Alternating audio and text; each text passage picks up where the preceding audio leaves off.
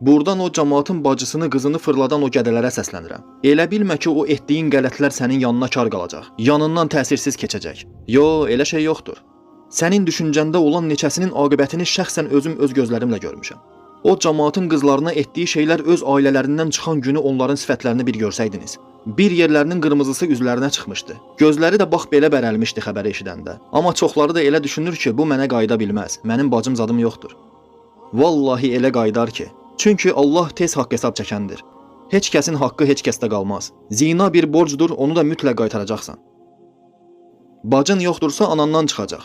Bəli, nə qədər iyrənc səslənsə də, anaları zinada tutulanlar da var. Nə bilim, olmadı arvadından çıxacaq. Gələcəkdə qızından çıxacaq. Yəni axır o namus borcunu qaytaracaqsan. Yəni bunları da deməkdə məqsədim odur ki, gələn dəfə kiminsə bacısına, qızına mesaj yazanda bil ki, bu dəqiqə sənin fikrində olan bir gədə də sənin bacına mesaj yazır.